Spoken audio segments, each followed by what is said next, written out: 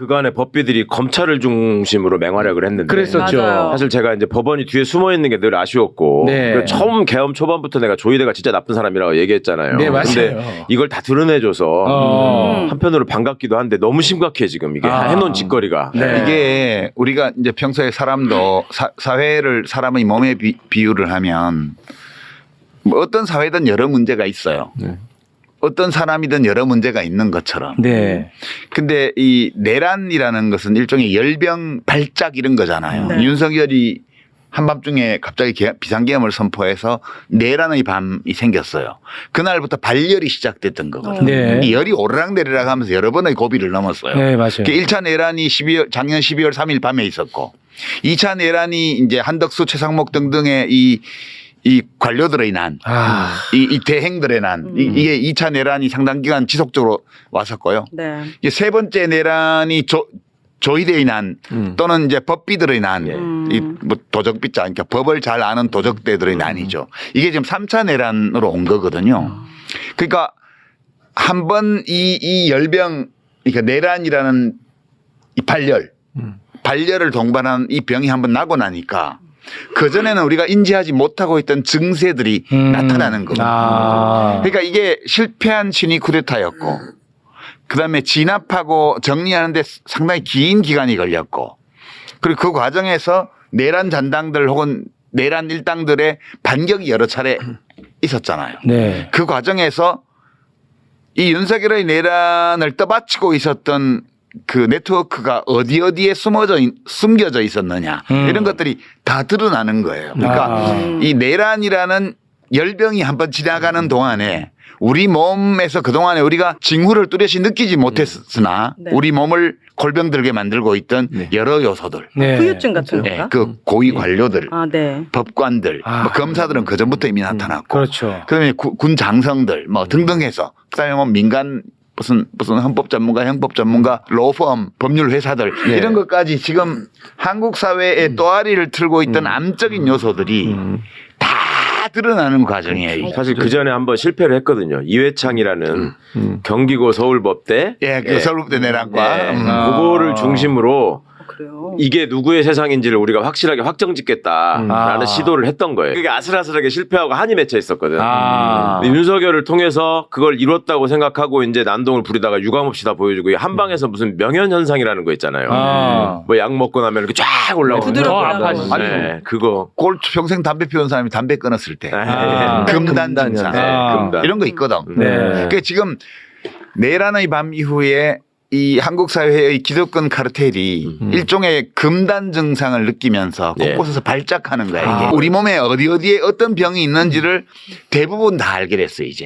이제 언론, 검찰 이런 것들은 그 전부터 알고 있었잖아요. 맞습니다. 우리가. 네. 그리고 이제 군부는 정리된 줄 알았는데 안 되고 있었다는 거 이번에 알게 되었고요. 네. 고위 관료들, 모피아들 얘네들이 오로지 사익만을 추구하는 카르텔이라는 것도 알게 되었고요. 네. 드디어 이제 우리 판사. 최강욱 변호사도 못하고 공직자도 할 수 없는 최강 유튜버가 평소에 늘 주장해온 이 법비 이론 이것이 그냥 망상이 아니고 그렇지. 실제 우리 현실을 정확하게 얘기한 거였다는 것을 이제 우리 알게 되었죠. 맞아요. 그러니까 꼭 세상에는 어떤 나쁜 일도 오로지 나쁜 면만 있는 건 아니에요.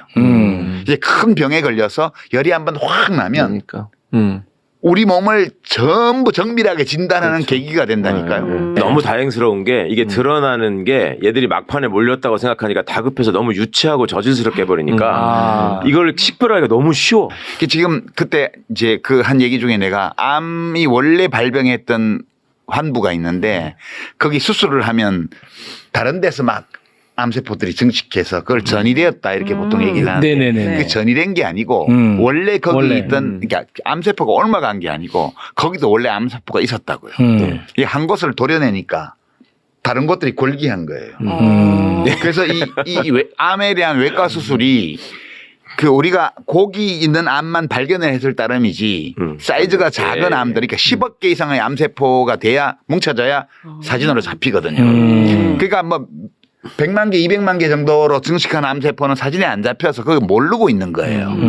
지금 우리가 보는 이거는 윤석열이라는 이 암의 환부를 도려냈잖아요. 네. 국회에서 1차 시술을 계엄 해제를 하고 네. 탄핵을 해서 1차 시술을 했고 그러니까 계엄 해제가 1차 시술, 예. 국회 탄핵이 2차 시술, 그리고 헌법재판소의 탄핵 인용이 3차 시술로 여기를 드러냈잖아요. 네. 드러내고 이 과정에서 이 암과 교신하고 있던 다른 암 조직들이 차례차례 걸게 한 거예요. 그게 한덕수, 최상목 등등 이 모피아들. 아. 예? 네. 그다음에 거쳐서 대법원까지. 조이대. 이게 서로 교신하는 암세포들이 어디까지 퍼져 있느냐를 우리가 거의 다 본 것 같아요, 이제. 우리 과제는 어떻게 이것들을 적절한 첫 시술을 하고 시술이 필요한 데는 요법을 쓰고 그렇게 해서 어떻게 우리 사회가 건강한 몸으로 다시 올라설 수 있는가. 그렇죠. 이제 이거를 앞으로 시간을 두고 해야 돼요. 네. 그게 너무 이상해요. 노무현 대통령 때 한번 나타났죠. 일단 그때 이제 했던 유명한 말이 전효욱이 했던 다음에는 대학 나온 사람이 대통령 해야 된다라는 말에 모든 게 담겨 있었죠. 그렇지. 그게. 예. 근데 그때 이제 노무현 대통령 탄핵에 실패하고 이것들이 역풍을 한번 맞았잖아요. 네. 그러니까 그때는 잠깐 움츠러들 수밖에 없었고 그냥 선거를 통해서 지들이 계속 이겼다고 생각을 했기 때문에 그걸로 정리할 수 있다고 생각을 했죠. 그리고 이명박이가 대통령이 된 거고. 근데 지금 이제 이재명 대통령이 되는 거는 얘네들이 볼 때는 걔들 기준으로 노무현보다 더 심각한 사람인 거야. 성장 과정이나 학벌이나. 그래도 노무현 대통령은 상고 명문 상고라도 나온 저걸로 얘들이 뭐라도 이거 고등학교는 나왔네 이렇게라도 할 수 있었는데 이재명은 그것도 아니잖아 지금. 중학교 고등학교는 못 다녔으니까. 공장 다녔잖아, 공장. 그러니까 너무 불안해하고 너무 비관에 빠질 필요가 없어요. 왜냐하면 문제를 일으키고 범죄를 저지르는 거는 내란 세력이고. 그건 맞죠. 우리 지금 대통령 탄핵 이후에 유일하게 정통성 있는 국민들이 직접 선출한 권력기관은 국회예요. 그렇습니다. 국회 하나밖에 없어요. 네. 이 사법부는 시험 봐서 제도로 된 사람이어서 민주적 정통성을 가진 권력기관이 아니에요. 네. 그러니까 헌법에도 국회가 맨 앞에 나오잖아요. 네. 대통령보다 앞에 나옵니다. 헌법에도 맨 먼저 국회가 나와요. 그래서 입법권은 국회에 속한다. 그게 딱 첫 문장입니다. 입법권을 가지고 있는 게 국회이기 때문에 국회가 헌법에 의거해서 이 내란을 차례차례 다 진압할 수 있어요. 이 사법부의 마지막 3차 내란까지도 다 할 수 있습니다. 그러니까 지금 최욱 씨는 이 범죄를 적발하고 도려내고 진압하고 이런 쪽에서 지금 하고 있는데 왜 흥분해서 막 비탄에 잠긴 소리를 내냐고. 사실 과거에는 검찰 비판도 함부로 못했어요. 정치인들이, 국회의원들이. 법원 비판은 더더욱 그래요. 왜냐하면 선거를 하다 보면 소소한 법률 위반이 있을 수 있잖아요. 그렇죠. 그럼 검사들이 다 10명이 다 소소한 위반이 있어도 나만 평소에 검찰을 깠기 때문에 나만 기소할 거냐. 이게 기소편의주의야. 그렇지. 그죠? 그러고 나면 법원에 가면 평소에 내가 법원도 깠어. 법원의 정치적 편향성과 교만, 독선 이런 것이 검찰의 기소편의주의하고 결합하면 법원이 정치화되고 정치가 사법화되고 이렇게 해서 민주주의를 법치주의가 파괴하는 무서운 결과를 초래할 수 있다고 이번에 두 분의 이번 소수 의견인데. 대법관 소수 의견 이 얘기예요. 이 얘기. 예. 이 그분들이 지극히 상식적인 얘기를 한 거라고 사실은. 그리고 정확히 조희대와 9명의 대법관들은 정확하게 그 짓을 한 거예요. 그렇습니다. 네. 그리고 아까 유시민 작가님 말씀하셔서 참 제가 꼭 좀 드리고 싶었던 말씀이 있었는데 먼저 포문을 이 물꼬를 터주셔서 너무 반가웠는데 사실 민주당에 있을 때 이제 대법관 동의안이 계속 올라왔었잖아요. 그걸 다 통과시켜줬잖아요. 네. 민주당이. 뭐 저기 그 800원 판사 오석준 뭐 이런 거 다 있었잖아요.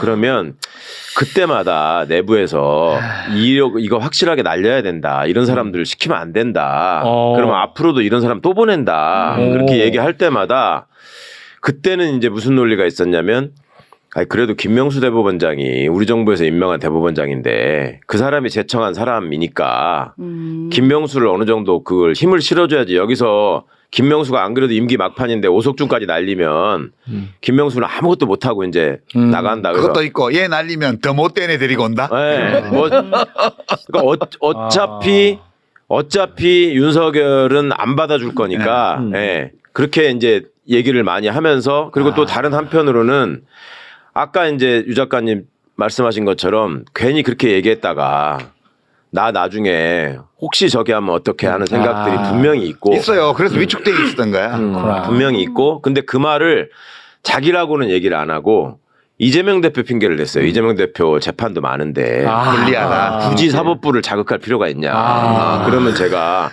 아니 그거하고 저거하고 상관없다. 그거 그러면 잘해준다고 그래서 쟤들이 봐줄 것이냐. 봐줄 거 그거 전혀 절대 그렇지 않다. 증명됐어 이번에. 네. 10명 다. 그러니까요. 조이대 포함해서 10명 다 했죠. 근데 막 속이 터져 죽겠다네. 그러니까 저를 오히려 막 이렇게 뭐랄까 과격분자. 자제를 시켜. 너야말로 최강욱이 재판 많은데 진짜 네가 자꾸 그러면 너무 튀어. 너만 손해야. 내가 우리가 이렇게 해서 너를 위해서라도 이렇게 하려고 하는 거면 아니 나 필요 없으니까 그냥 해도 안 먹혀 그게. 자 이제 이런 얘기는 사실 다 아는 얘기고 이제 그 최욱 씨가 뭐가 불안한지 나는 안 불안하거든 지금. 지금 상황을 이렇게 보면 막 불안해할 이유가 별로 없어요.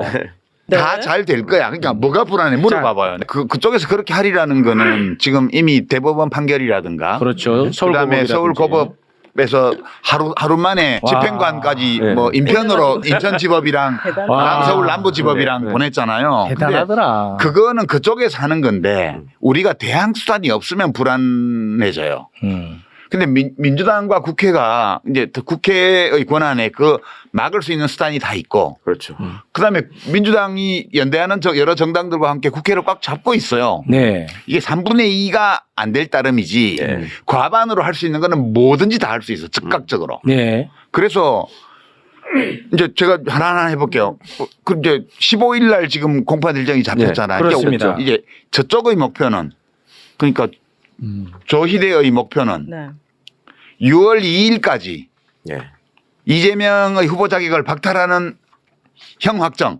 그렇죠. 그게 목표잖아요. 네. 그렇죠. 그 우리 쪽의 목표는 뭐냐?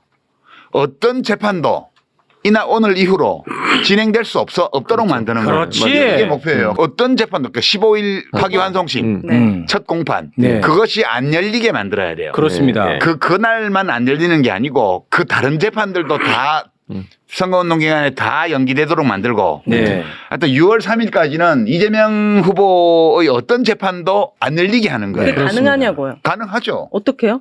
우선 15일 날 공판을 하려면 닷새 전까지 출석 요구서를 송달이 돼야 돼요. 전달을 해야 돼요. 전달. 본인에게 아니면 이재명에게. 이재명에게 피고인 이재명에게 전달이 돼야 돼. 전달. 근데 그거를 이제 우편으로 보내면 집에 지금 선거운동 때문에 막 다니고 있으니까 집에 없을 거 아니야. 네. 대표실에 보내도 수령 안 할 수 있잖아. 네. 그래서 이제 인편으로 보내라고 했는데 우리 최강 유튜버가 다 얘기했어.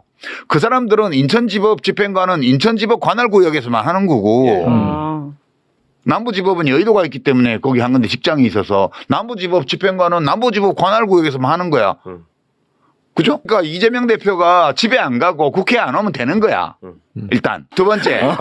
모든 재판을 선거운동 기간에 다 이후로 연기하라고 지금 요구를 했잖아요. 맞습니다. 그 12일까지. 12일까지 결정하라고 그랬는데 결정 안 하면 탄핵해야 돼요. 네. 탄핵해야죠. 탄핵하면 재판 열릴 수 없어요. 그것만 하는 게 아니고 지금은 이제 준비에 들어갈 게 이제 어느 시점에서 누구를 탄핵하느냐는 이제 이 작전의 영역이에요. 지금은 피차간의 법 기술을 동원해서 피차간의 수싸움을 하는 과정이기 때문에 지금 민주당의 총을 열어서 집행부에다가 탄핵을 포함한 법관 탄핵을 포함한 모든 걸 다 위임해 놓은 상황이잖아요. 네. 거기도 머리 좋은 사람 많아요. 이 싸움은 판사들은 법은 잘 알지 모르지만 싸움을 해본 적은 별로 없어요. 요 민주당은 싸움의 전문가들이야.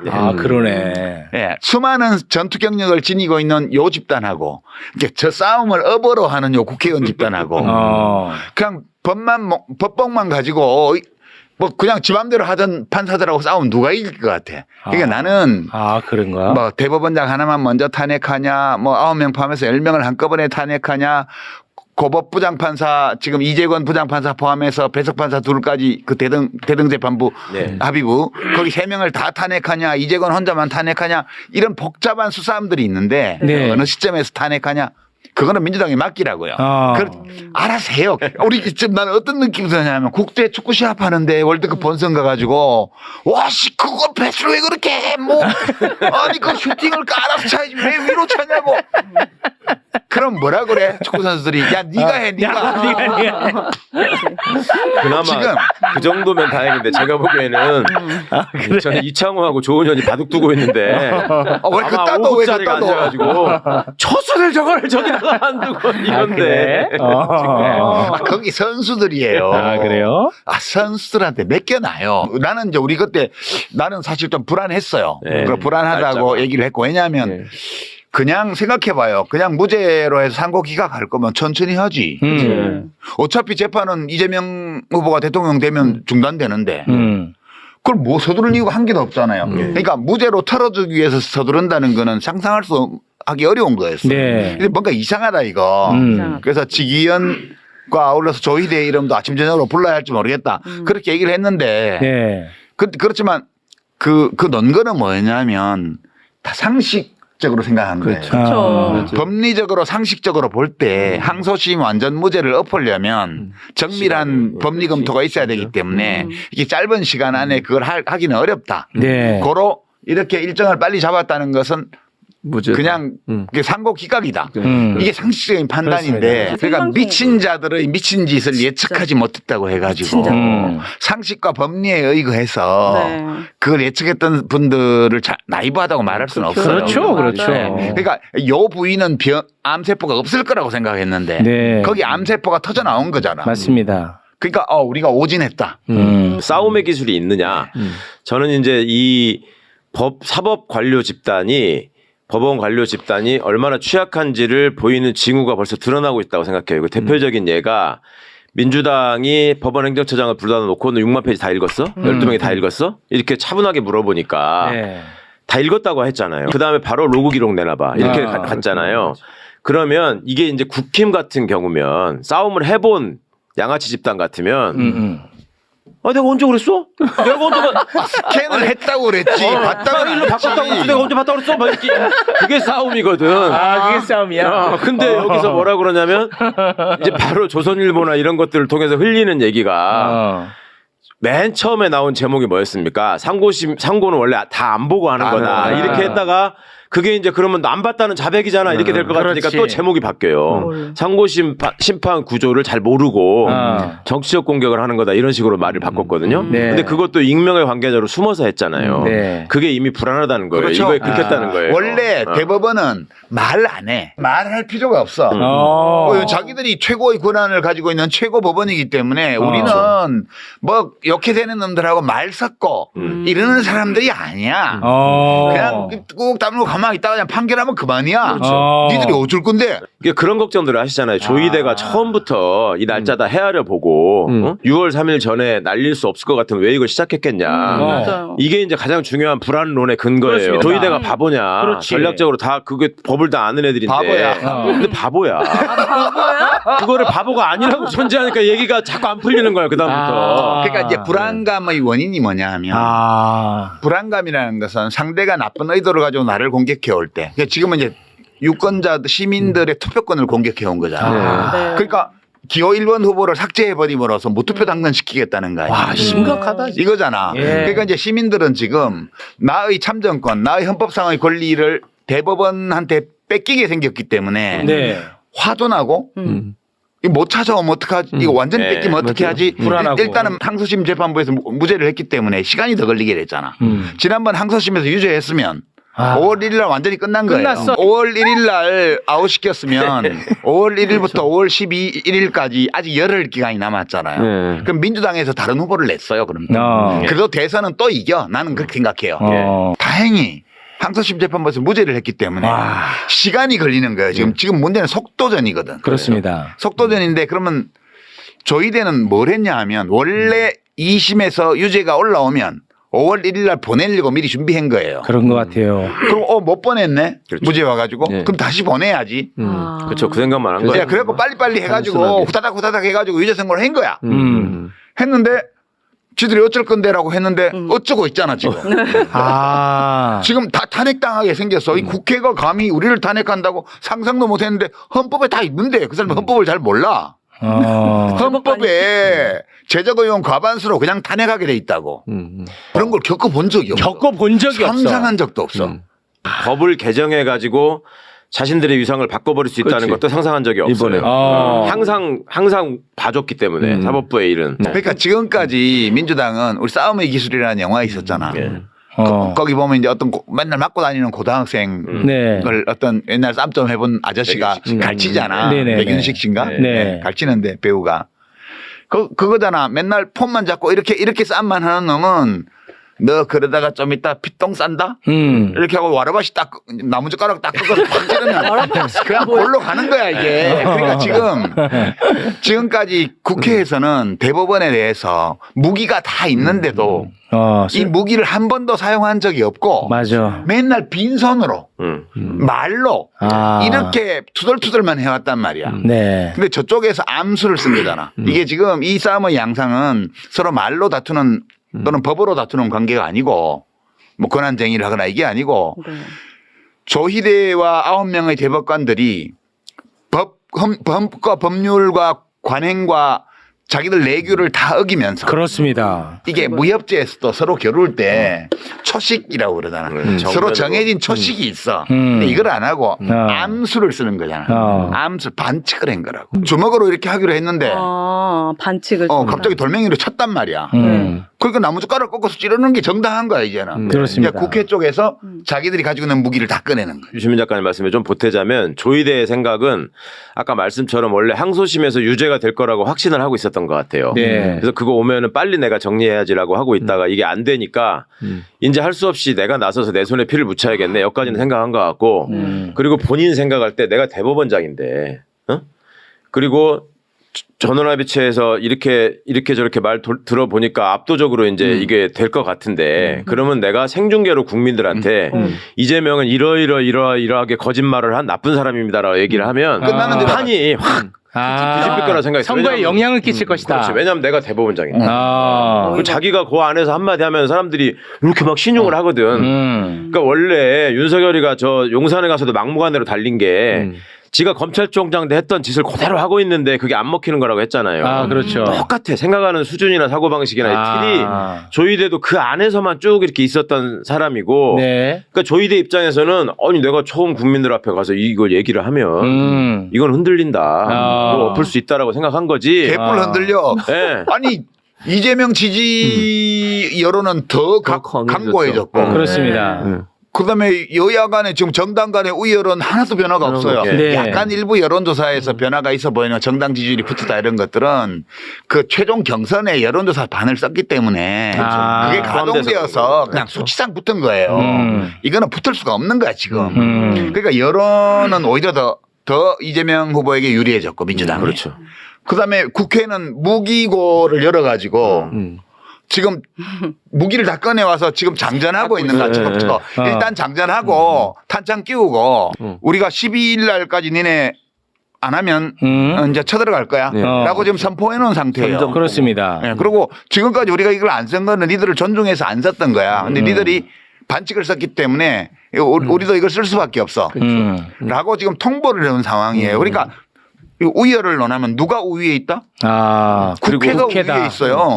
그런 어떤 무기의 면에서나 여론 지형의 면에서도 그런데 그 여론 지형은 조희대가 지금 생각하지 않았던 거예요. 조희대는 그러니까 이런 싸움을 해본 적이 없기 때문에 그럴 것 같네. 여론이 이렇게 될 거라고 생각 안 했어요. 들어보니 그러네. 또 하나 이 싸움에서 이 사람들이 질 수밖에 없는 게 어쨌거나 소수거든요, 지금 사법부가. 네. 그리고 갖고 있는 무기라고 하는 게 시간이 한정이 돼 있고 되게 촉박한 상황에서 되게 무리를 많이 써야 돼요. 그 형사소송법 때문에 마음대로 싸울 수도 없어 자기들. 그렇죠. 근데 무리수를 써야 되는데 얘들은 애초에 그 법안에서 움직이는 거라는 전제가 또 국민들 머릿속에 있어. 그러니까 그걸 벗어나서 싸우면 일단 국민 지지는 절대 못 받아요. 그러면 내부 결속이라도 확실하게 해가지고 똘똘 뭉쳐서 나 우리 조희대 건드리면 우리도 하는 거 다 해가지고 내가 다 죽일 거야. 예를 들면 이렇게 해야 돼요. 물로 죽일 건데. 그러니까 그나마 그렇게 해야 되는데 사법부라는 이 구성의 특징이 전에부터 유시민 선배님 그랬잖아요. 사법부라는 건 관념 속에만 있는 거고 개개 판사들이 그냥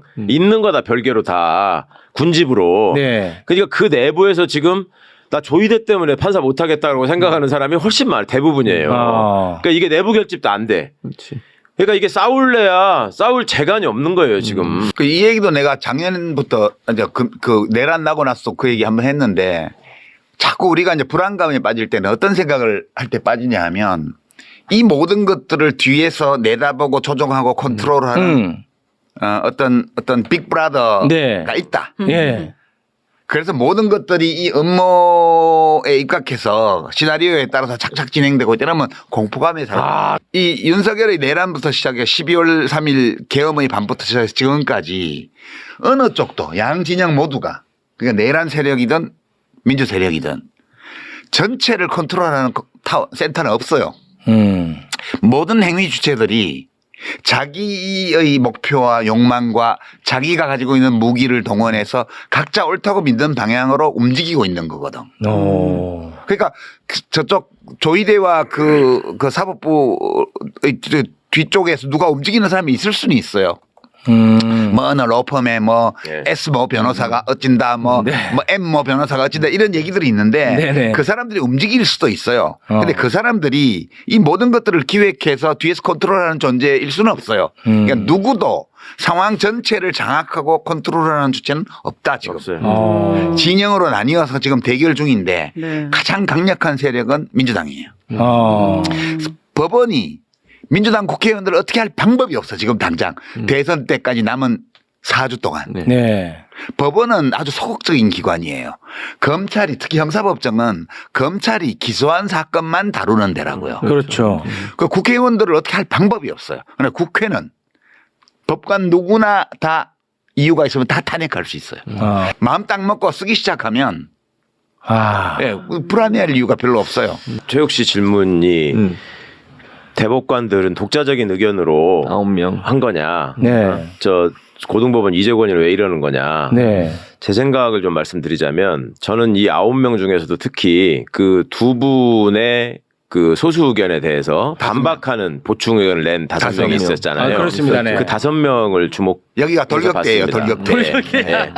진짜 5명이 돌격대인데 이게 이제 말 같지 않은 소리를 거기다 써놔가지고 뭐 지연된 정의는 정의가 아니라는 무슨 거기에 사실 불법 재판의 증거를 많이 자백해놨더라고요. 보충 의견에. 그게 굉장히 그러니까 이 판결문의 특징이 굉장히 수준이 낮은 아주 저열한 판결문이라는 데가 있는데 이 보충 의견을 쓴 5명이 더 골 때려요. 근데 이제 이 사람들의 면면을 보면 일단 서경환, 이수견, 그다음에 박영재, 와, 박영재는 신숙희, 마용주 이렇게 돼 있거든요. 마용주 왜 임명 안 했던 거야? 그동안에? 여기 지금 이수견 하나만 서울법대 내란과 출신이 아니에요. 4명은 다 서울법대 내란과고 서경환만 저보다 대학 선배고 나머지 3명 다 후배거든요. 네. 근데 그래요? 마용주, 박영재, 신숙희는 어떤 사람이냐면 조이대 참모 출신이에요. 그러니까 대법원장의 가장 신복이 누구냐면 법원 행정처장이 아니라 법원 행정처 차장이야. 그래서 양승태 때도 법원 행정처 차장 임종원이 모든 걸 다 한 거예요. 왜 법원 행정처 차장이 대법원장의 신복이냐?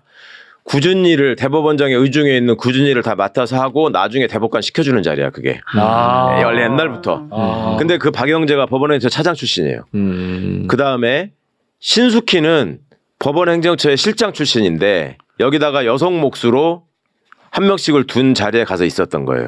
그러니까 신숙희 입장에서는 이 조이대가 은인이야, 은인. 자기를 출세시켜준 은인이에요. 마용주는 수석재판연구관 출신이에요. 네. 수석재판연구관이라는 건 뭐냐면 대법관들이 지금 봤다는 보고서의 최종 책임자가 수석재판연구관이에요. 수석재판연구관은 매일매일 대법원장한테 찾아가서 문안 드리고 보고 드리는 사람이에요. 그러니까 이 세 사람은 그러니까 박영재가 주심인 것도 제가 보기엔 이유가 있어요. 그러니까 제일 믿을 만한 놈을 주심으로 박아놓고 그리고 형식적인 주심이었잖아요. 얘는 기록도 보기 전에 전압으로 가버린 거잖아. 그렇습니다. 네. 그렇게도 토를 안 달 사람을 해놓은 거야 지금. 이걸 만약에 주심을 이윤구 대법관이나 오경미 시켜놨으면 절대 못합니다. 이거 전압에서. 네. 그게 소부의 오경미 대법관이 거기 들어있었잖아요. 그렇습니다. 예, 예. 박영재 대법관이 네. 이제 그 네 명 중에 주심으로 된 하나로. 소부에 예. 오경미 대법관이 들어있었거든. 네. 그러니까 소부에 보내놓으면 합의가 안 되고 네, 절대 안 돼요. 시간만 끌기 때문에 네. 거기를 제껴버리고 그냥 형식적으로 스쳐 지나와서 그렇죠. 전합으로 전원 합의체로 올라온 거예요. 와. 이제 다 이제 재구성이 사건이 다 재구성돼요, 그죠? 예. 그러니까 그런 게 너무너무 뻔히 보이고 대법관이라고 하는 거는 판사는 저찌인데 대법관이 되면 저스티스라고 불러요. 호칭 자체가 달라져. 영미법에서도. 그리고 미국의 경우에는 이 연방 대법원 대법관들을 지혜의 9기둥이라고 그래요.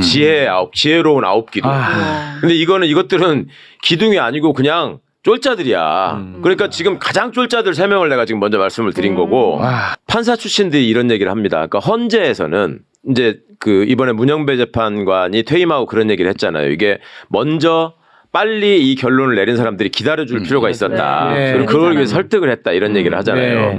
그럼 설득이 가능하고 토론이 가능한 이유가 근본적으로 따져보면 뭐가 있냐면 사람의 본능을 배제할 수 없어요. 헌법재판관들은 헌법재판소장이나 권한대행 시켜주는 사람이 아니야. 그렇지. 네. 333으로 헌법재판소장은 네. 333으로 되는 거고 헌법재판소장은 그냥 원오브 댐인 거예요. 그러니까 나타나는 극명한 차이가 헌법재판소 결정은 헌법재판소장이 8대1로 극단적인 소수에 들어가는 경우도 있습니다. 맞아요. 그런 경우도 있어요. 네. 근데 대법원에는 절대 불가능해. 내가 대법원장이 다 설명했잖아요. 대법관을 추천하잖아. 네. 제청하잖아. 대법원은 대법원장이 대법관들을 제청해야지만 그 다음에 대통령이 임명을 하고, 그러니까 국회 동의를 거쳐서 대통령이 임명하는 거예요. 그러니까 대법원장이 다 묻은 사람들이야 이렇게. 이런 사람들이 딱 나서가지고 아니 대법원장님이 하자는데 당신들 2명이서 지금 이러는 게 말이 안 돼. 우리가 딱 이렇게 하고 스크럼 짜는 아까 돌격대 역할을 한 거예요. 그러니까 이런 모습들이 저는 이게 너무 슬픈 거예요. 진짜. 그러니까 우리가 가지고 있었던 그 기둥 역할을 해달라는 기대가 전혀 의미가 없어지게 된 거고. 서울고법 형사합의 7부 이재건 부장판사는 대법관 지금 예비 후보 아니에요? 예, 그렇게 돼 있더라고요. 그런데 이제 이번에 막히게 생겼어. 안 그래요? 네, 그러니까 이제 이재권 얘기를 드리자면 이재권은 왜? 마용주하고 저기 신숙희하고 대학 동기야. 근데 이 기수가 23기인데요. 23기가 이미 3명이 대법관이 됐어요. 그래가지고 사실상 어려워 지금 기수에서 대법관이 너무 많이 나와서. 그런데 이재권이가 5월 2일 날 그냥 저질러 버린 거는 원래 이게 제주도 출신으로 되게 성실하고 말을 잘 듣는 착한 스타일이에요. 대부분의 판사들이 성실하고 말을 잘 듣는 착한 스타일이에요. 이게 그 소위 말하는 언론에서 정통 법관이라고 표현하는 사람들의 특징인데 속으로 엄청난 지 자부심과 자존심을 숨기고 겉으로 굉장히 젠틀하고 굉장히 얌전하고 성실해 보이는 사람들이야. 근데 이재권 입장에서는 제가 보기에 이 조이대가 결행한 걸로 봐서 이게 법원에 누구도 이거는 대법원장이 그럴 만했다라고 생각하는 사람은 아무도 없어요. 이거는 대법원장이 독하게 맘먹고 저지른 거다라고 생각해 지금 다. 그러면 이재권은 그 전에 양승태 비서실에 있었던 비서실 판사예요. 그러니까 대법원장이라는 위치가 얼마나 존귀하고 존엄한 것인지를 비서로서 본 친구야. 이재권은 몇 년 동안을. 그러니까 대법원장이 결행을 했는데 내가 이 상황에서 최선을 다해서 이거를 보필을 해야지 나한테 문이 열린다라고 5월 2일까지 생각했을 거예요. 근데 문이 닫혔어. 근데 지금 아니잖아.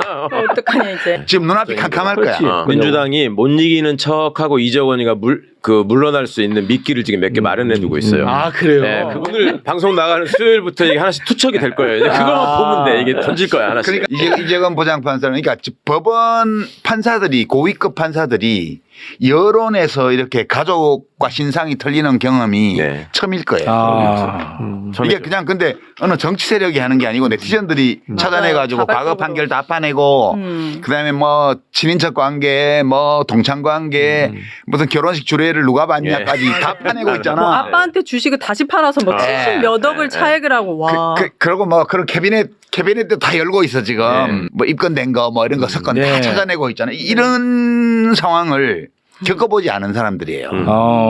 지금 몹시 당혹스러울 거라고 보고요. 12일까지 한번 보자고요. 5월. 5월 12일 이전에 이 재판 일정 변경을 하나 안 하나. 그렇죠. 향후에 지금 촉탁을 받은 집행관들의 움직임도 저는 굉장히 흥미롭게 지켜보려고 해요. 일단은 빨간 나라 이 사람들이 안 움직이거든. 근데 집행관은 공무원이 아니에요. 그러면 공무원으로 간주되는 사람일 뿐이고 전직 법원 공무원이야. 그러니까 퇴직한 사람들이 집행관이 되는 거예요. 알바하는 거 알바. 그러니까 이 사람들이 최선을 다해서 열심히 해야 될 필요도 없고 집행관이 또 임기가 정해져 가지고 평생 할 수 있는 것도 아니에요. 그러니까 나중에 이걸 열심히 안 한다 그래서 무슨 조이대한테 특별히 불이익을 받을 만한 것도 없어. 그러니까 제가 보기에는 그 서강대교 건너지 말라고 했던 조성현 대령의 역할을 할 수 있어 이 사람들이. 그리고 이 사람들이 예를 들어서 이제 송달 불능 보고서를 올리면은 이제 그 다음에 또 다른 단계로 넘어가게 되는데. 그걸 쓸 가능성이 높아 보여요. 이 사람들이 여기 끼어가지고 자기들이 욕을 먹을 이유가 없거든 지금. 갑자기 자기들한테 원래 안 하던 짓을 자기들한테 하는 일이 아니야. 원래 우편으로 보내다가 마지막에 되도 안 하면 하는 건데. 근데 이게 갑자기 얼마나 왔기 웃겨요. 때문에. 15일이 공판기일로 잡혔다는 건 언론이 보도해서 다 알아, 온 국민이. 네. 근데 공식적으로 법 절차상으로는 피고인 이재명은 아직 몰라. 그렇죠. 피고인 잘 이재명은 몰라. 언제 알게 법적으로. 되냐면 받을 그 때. 통지서를 받아야 아는 거야. 네. 공식적으로는. 그 다음날 아침에 얘기했잖아. 저 대법원장. 살펴보겠다고. 아니 뭐 어떤 절차를 밟았는지 예. 지켜봐야 되는데 뭘 지켜봐? 뭘 지켜봐? 뭘. 뭘. 수십 년 판사를 하는 사람이잖아. 네. 우리 헌법 77조 개헌법 앞단에 보면 국회에 대해서는 합법 합헌 개헌인 경우에도 국회에 대해서는 아무것도 할 수 없어요. 대통령이. 근데 그날 밤에 국회 개헌군이 쳐들어가서 유리창 끼고 들어가고 막 다 봤잖아. 맞습니다. 무슨 검토해봐야 뭔 되는데. 절차를 거친지 뭘 볼 게 있다고. 그러니까 대법원장이라는 사람이 그런 말을 할 정도면 이것은 이미 한패라고 봐야 되는 거지. 네. 우리가 이제 정치적인 싸움이 붙을 때 저쪽에서 보면은 왜 권성동, 그 다음에 뭐 김재원, 뭐 박수영, 나경원, 뭐 이런 사람들 나와가지고 그 곽규택이 뭐 한동훈이 할 거 없이 그 김기현 막 너무나 뻔뻔한 표정으로 너무나 황당한 말을 해버리잖아요, 그냥. 네. 그럼 내가 언제 그랬습니까? 아니면 뭐 앞서 드린 말씀 같습니다 하고 아니면은 치워 그러고 가버리잖아. 그런 뻔뻔함이 있어야지 그나마라도 싸움을 해볼 수 있는 뭐라도 있는 건데 제가 이 사람들 안다 그랬잖아요. 이수겸만 빼고 개인적으로 다 아는 사람들이에요. 이 사람들은 앞에서 그냥 야 이 자식아 이렇게만 해도 얼굴 빨개져가지고 진짜요? 애들이야 진짜. 아니 실제로 내가 애들 데리고 얌마 이렇게 해봤어 내가 애만 학교 다닐 때. 진짜요? 고귀한 분들이셨어요. 아. 그래서 지금 밤잠 못 잔다니까. 이 여론이 폭발하고 여론이 그냥 국민들 여론뿐만 아니라 판사들도 지금 엄청 이 사람들한테 뭐라고 하고 있어요. 아, 이제 그 나하고 동향이거든. 그 동향. 조이대. 조이대 대법원장이 경주 그 월성 그것도 똑같아. 아. 네. 면은 다른데. 예. 네. 그런데 이제 경주 사람들이 성향이 어떠냐면 되게 순해요. 순한데 고집이 세. 아, 고집이. 순한데 고집이 센 사람들이 있어요. 그런 사람 대체가 없거든. 네. 맞아요. 이게 순하지 않고 뭐가 잔머리를 굴리고 이런 사람들은 타협이 돼. 눈치를 살피고. 근데 이렇게 순하고 고집이 센 사람은 그냥 자기 생각대로만 가는 거예요. 이 조이대 대법원장은 지금 자기 일을 저질러 놓고 이게 뭔지를 지금 잘 파악을 못하고 있을 거야. 이 문제가 원래는 이렇게 할 필요가 없었어요. 왜냐하면 이재명 후보가 대통령 될 거거든. 형사소처를 받지 않는다는 이 불소추 특권. 이거 해석이 아직 해석을 대법원이 원래 내놔야 돼요.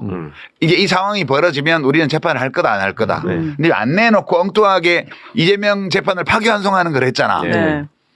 원래는 이건 중단하는 거다 이랬으면 이걸 서두를 이유가 한 개도 없어요. 어차피 이재명 후보가 대통령이 될 거기 때문에.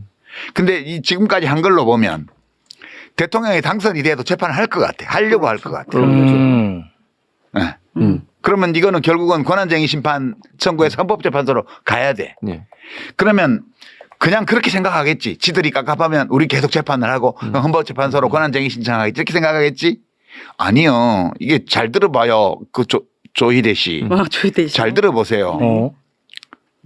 특검 안 되니까 특검? 이번 이 재판 불법 재판에 대해서 여러 가지 범죄 혐의점이 많아요.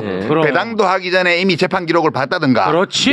이런 불법의 혐의가 짙어요 지금. 그렇습니다. 그리고 네. 서부에 회부하기도 전에 이미 전압기일을 지정했다든가 이런 의혹들이 다 있습니다. 맞습니다. 특검 도입해가지고 이번 이 불법 재판의 혐의에 대해서 다 파야 돼요. 그렇죠. 이 공격을 그대들이 감당해야 됩니다. 지금 이대로 가면. 그렇습니다. 네, 그 점은 저는 얘기해주고 싶어요. 요 쇼츠로 잘 만들어봐요. 이재건 부장판사도 계속 이렇게 가시면 그렇지. 대법관관을 앞길이 완전 꽉 막혀요. 꽉 막혀. 이러시면 안 됩니다. 우리 헌법이 규정한 대로 법리와 양심에 따라서 재판 진행을 해야 돼요. 그렇습니다. 그러면 다소간의 어떤 가능성이 보일 수도 있어요. 그러나 이대로 이렇게 당일날 하루에 막 5가지 결정을 막 해버리는 이런 식으로 재판 진행하면요. 그러니까 조이대는 사법개혁의 선구자입니다. 그렇지. 윤석열은 검찰개혁의 선봉자.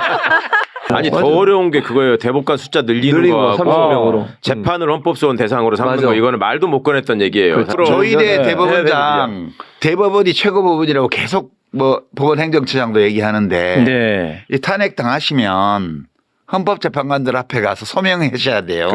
평생 피자가 붙은 자리에 안 앉아봤잖아.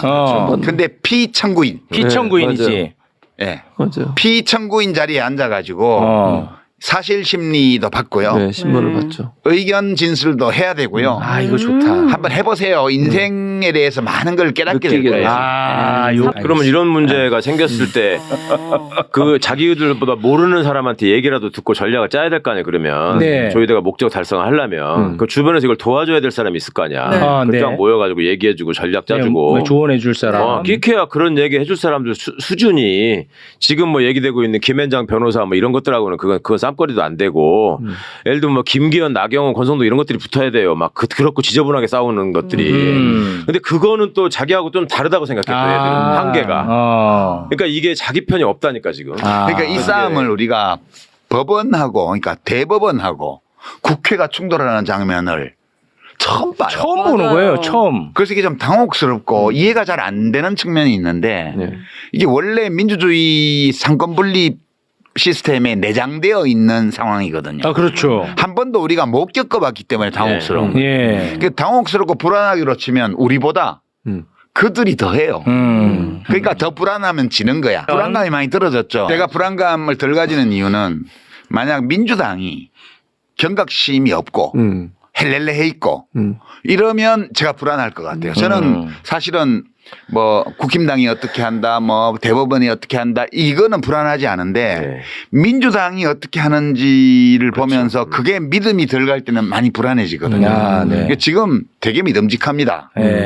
그리고 시민들의 여론이 그것을 뒷받침하고 있기 때문에 저는 오늘 저 신경안정제 역할은 여기 매불쇼에서 제가 하는 신경안정제 역할은 오늘이 끝이 아닐까 그렇게 기대합니다. 이 싸움이 지금 좀 정리를 할 필요가 있는데 이 싸움이 정치인 이재명을 지키기 위한 싸움이 아니잖아요. 네. 물론 정치인 이재명을 지키는 것도 포함되어 있죠. 그렇지만 이 싸움의 성격이 이재명 지키기가 아니라고요. 헌정 질서 지키기죠. 그렇습니다. 그러니까 우리 민주공화국의 대한민국의 기본 질서, 정치 질서, 게임의 룰 이걸 지키기 위한 거지. 이걸 지키기 위해서라면 이재명을 지킬 수밖에 없는 거예요. 그렇죠, 지금. 그렇죠. 이 싸움이 그러니까 저는 이제 플랜 B 이른바 플랜 B 뭐 대안 후보 뭐 이런 거 외에 저는 뭐 반대 의사를 표명한 적도 없지만 속으로는 필요 없다고 생각을 했냐면 무기가 다 있고 우리에게 얼마든지 극복할 수 있는 상황이고 그리고 이게 단순히 정권을 가지고 오기 위한 싸움만이 아니고 이재명을 지키기 위한 싸움만이 아니고 이것이 헌정 질서를 수호하기 위한 싸움이기 때문에 그렇습니다. 전공법으로 맞서야 된다. 네. 전공법으로 맞서서 극복할 때 그렇지. 제대로 의미 있는 싸움이 되는 거다. 진짜 내란의 강을 거의 다 건너오는 시점에 있습니다. 네. 이 강을 건너는 과정에서 함께 손잡았던 사람들, 이끌었던 사람들을 믿고요. 6월 3일까지 계속 가는 거예요. 네. 그래서 압도적으로 선거 결과가 나와야 그렇지. 이 대법원에서 조희대 이름이 자꾸 일본 사람 이름이 생각나. 조희대 씨가 딴 생각을 못 해요. 그러니까 이 헌법의 불소추 특권 그것도 딱 명확하게 해석을 하고 법원에다 각급 법원에다가 모든 재판은 퇴임 때까지 스톱. 이 결정도 할 수 있을 거고요. 그래야 나라가 덜 시끄러워요. 그게 다른 계속 재판을 한다고 해도 우리가 또 이겨낼 수 있어요. 그러나 그렇게 하는 것보다는 깔끔하니 헌법의 취지대로 해주는 게 좋은데 그렇게 하는 게 결속해서 서로 신뢰하면서 밀고 가서 명확하게 민의를 대선 투표를 통해서 드러내는 거. 네. 그게 이 모든 내란의 후유증을 정리하는 가장 확실한 방법이다. 그렇습니다. 저도 조금 한 말씀만 보태자면 이게 결국은 아마 기를 잡지 못하고 항소심 판결 선고를 하지 못하고 대선이 치러질 가능성이 저는 제일 높다고 보는데 나도 그렇게 봐요. 그런 상황이 되고 대선에서 압승을 한다고 하더라도 오늘의 이 분노와 불안을 절대 잊지 마시라. 그렇습니다. 그것도 지나고 나서 안 돼. 아이, 그래도 뭐 사법부가 아이, 또 그럼 이렇게 해서 하네.